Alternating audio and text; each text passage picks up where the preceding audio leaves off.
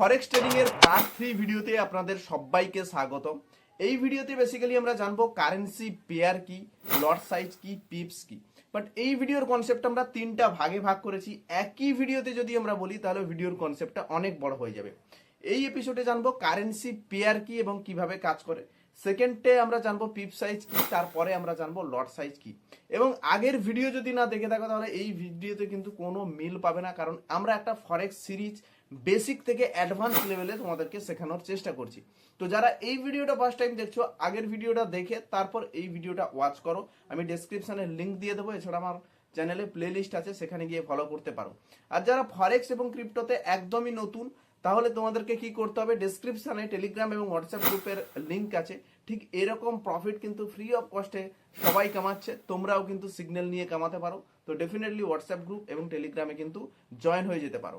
এছাড়া সবশেষে যদি ভিডিওগুলো ভালো লেগে থাকে তাহলে সাবস্ক্রাইব করতে ভুলো না, এবং ডেসক্রিপশনে ইনস্টাগ্রাম এবং ফেসবুক পেজের লিঙ্ক আছে, সেখানে ফলো করতে ভুলো না। চলো তাহলে আজকের এই ভিডিওটা শুরু করা যাক। প্রথমে তোমাদেরকে একটা কনসেপ্ট ক্লিয়ার করি। অনেকের মধ্যে যেটা হচ্ছে সবচেয়ে বড় প্রশ্ন, সেটা হচ্ছে কি, সেটা হচ্ছে যে দাদা আমরা ফরেক্স ট্রেড অ্যাকচুয়ালি প্র্যাকটিক্যালি শিখতে চাই, প্র্যাকটিক্যালি তোমাদেরকে দেখাবো, কিন্তু তোমাদেরকে আগে থিওরিগুলো তো জানতে হবে। অনেকে চায় কি, অনেকে ফিউচার ট্রেড করতে গেলে এই বাইন্যান্স অ্যাপ্লিকেশন ইউজ করে, সিম্পল ফিউচার অপশনে গিয়ে সে কিন্তু ট্রেড করে, ঠিক আছে। এবার হচ্ছে এই ফরেক্সে ট্রেড করার জন্য বেস্ট অ্যাপ্লিকেশন কোনটি, এটা অনেকের মধ্যে ডাউট রয়েছে।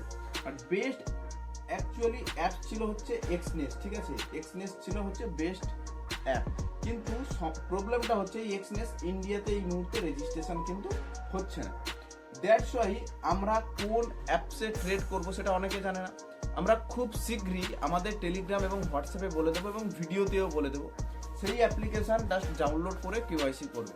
এখন থিওরিটা শেখো, আমরা প্র্যাকটিক্যালি অ্যাপসে গিয়ে কিভাবে ট্রেড করতে হয়।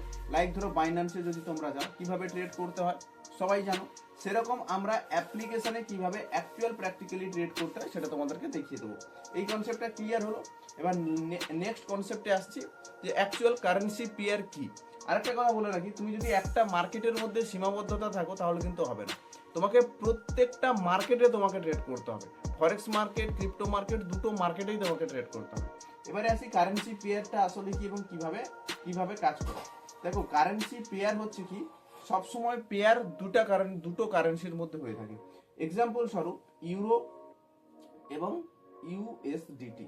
তাহলে এটা কি হচ্ছে, দুটো কারেন্সি হচ্ছে, দুটো দেশের কারেন্সি। এই দুইটা দেশের কারেন্সিকে বলা হচ্ছে actual currency pair.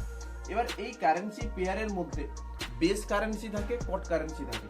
Base currency, কট কারেন্সি কি বা কিভাবে বুঝবো সেটা আমি তোমাদেরকে বলে রাখি।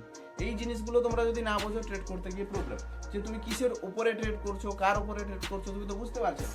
এবার ধরো এক্সাম্পল স্বরূপ ইউরো ইউএসডিটি।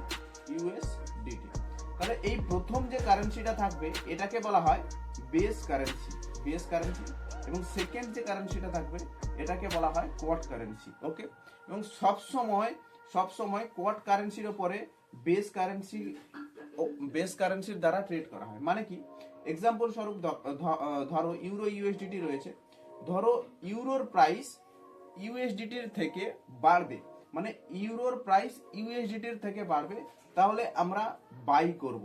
আবার দেখা যাচ্ছে ইউরোর প্রাইস ইউএসডিটির থেকে কমবে, তাহলে আমরা সেল করব। বোঝাতে পারলাম? তাহলে আমরা সেল করব। এবারে ধরে রাখো, আমরা আর একটা কারেন্সি নিই, ধরো ইউএসডিটি জাপানিজ জেন, জেপিওয়াই। তাহলে এর মধ্যে বেস কারেন্সি কোনটা?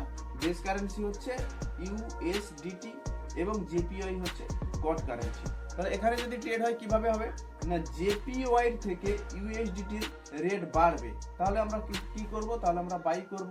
আবার যদি এরকম মনে হয় যে জেপিওয়াই এর থেকে ইউএসডিটির রেট কমবে, তাহলে আমরা কি করব, আমরা করব হচ্ছে সেল। বোঝাতে পারলাম কনসেপ্ট? এরপরে হচ্ছে আমাদের মোটামুটি কয়টা কারেন্সি রয়েছে, তিন প্রকার কারেন্সি রয়েছে। একটা হচ্ছে মেজর কারেন্সি পেয়ার, একটা হচ্ছে মাইনর কারেন্সি পেয়ার, আর একটা হচ্ছে এক্সোটিক কারেন্সি পেয়ার, ঠিক আছে। এটা জানতে হবে এরকম কোনো মানে নেই, বাট এই জিনিসগুলো জেনে রাখা ভালো, এবং এটা জেনে রাখলে তোমার অনেকটা সুবিধা হয়। প্রথমে হচ্ছে মেজর কারেন্সি কি সেটা তোমাদেরকে বলে রাখি। প্রথমে মেজর কারেন্সি কি না, বেস কারেন্সি বেস কারেন্সি আমি প্রথমেই তোমাদেরকে বললাম, এবং কোয়াড কারেন্সির মধ্যে যে কোনো জায়গায় ইউএসডিটি থাকতে হবে। বুঝতে পারলাম? এক্সাম্পল স্বরূপ ধরো ইউরো ইউরো ইউরো ইউএসডিটি, তাহলে আমাদের বেস কোয়াড কারেন্সি কোনটা? ইউএসডিটি, তাহলে এটা হচ্ছে মেজর কারেন্সি। ওকে, আরেকটা এক্সাম্পল যদি নিই, তাহলে জিবিপি ইউএসডিটি, তাহলে আমাদের কোয়াড কারেন্সি কোনটা? ইউএসডিটি, অর্থাৎ বেস কারেন্সি কিংবা কোয়াড কারেন্সির মধ্যে ইউএসডিটি আছে, তাহলে এটা মেজর কারেন্সি। বোঝাতে পারলাম? কি বললাম? এরপর হচ্ছে মাইনর কারেন্সি কোনটা? না, বেস কারেন্সি এবং কোয়াড কারেন্সির মধ্যে কোনোটাই ইউএসডিটি থাকবে না, সেটাকে বলা হচ্ছে মাইনর কারেন্সি। বুঝতে পারলাম?